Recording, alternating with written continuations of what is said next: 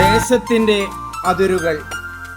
Ezekiel പ്രവാചകന്റെ പുസ്തകം 47 അധ്യായം 13 മുതൽ 23 വരെയുള്ള തിരുവചനങ്ങൾ. 13 വചനം. ദൈവമായ കർത്താവ് അരുളി ചെയ്യുന്നു, ഇസ്രായേലിൻ്റെ 12 ഗോത്രങ്ങൾക്കിടയിൽ നീ ദേശം വിഭജിക്കുന്നത് ഇപ്രകാരമായിരിക്കണം. ജോസഫിന് 2 പങ്കുണ്ടായിരിക്കണം. നിങ്ങൾ അത് തുല്യമായി വേണം ഭാഗിക്കാൻ. ഈ ദേശം നിങ്ങളുടെ പിതാക്കന്മാർക്ക് കൊടുക്കുമെന്ന് ഞാൻ ശപഥം ചെയ്തു. പൈതൃക അവകാശമായി നിങ്ങൾക്ക് ഇത് ലഭിക്കും. ദേശത്തിൻ്റെ അതിർത്തി ഇതായിരിക്കണം.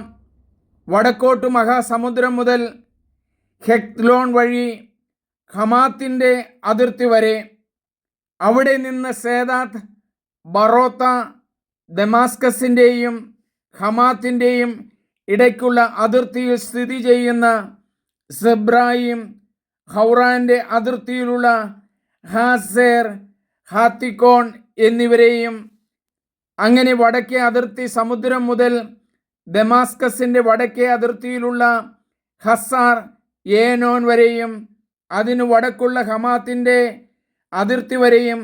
ഇതാണ് വടക്കേ അതിര്.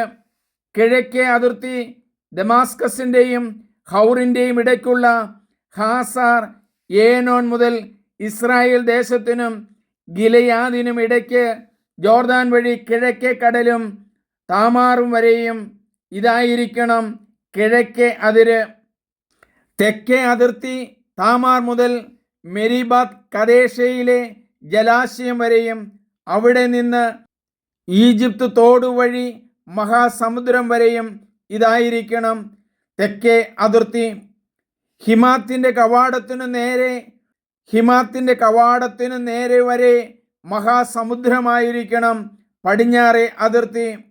അങ്ങനെ ഇസ്രായേൽ ഗോത്രങ്ങൾക്കനുസൃതമായി നിങ്ങൾ ഈ ദേശം വിഭജിച്ചെടുക്കണം.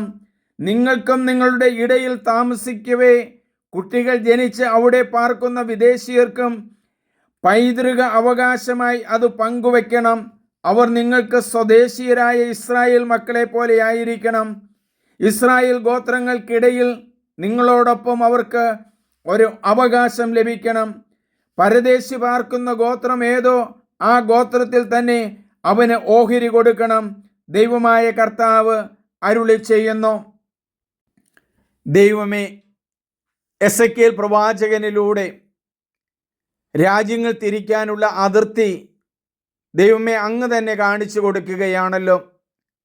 സമാധാനത്തിലും ശാന്തിയിലും മാനവ സമൂഹം വളരണമെങ്കിൽ, ജീവിക്കണമെങ്കിൽ അതിർത്തി തർക്കങ്ങൾ ഒഴിവാക്കണമെന്ന് ദൈവം തന്നെ ഞങ്ങളെ പഠിപ്പിക്കുന്നു.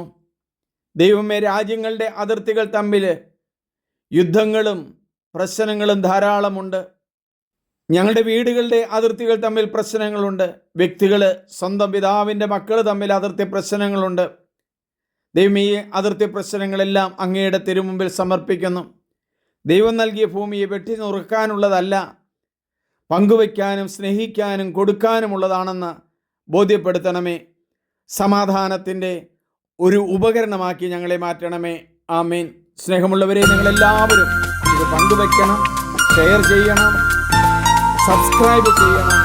എൻ്റെ പേര് സണ്ണി പുൽപ്പറമ്പിൽ. ആമേൻ.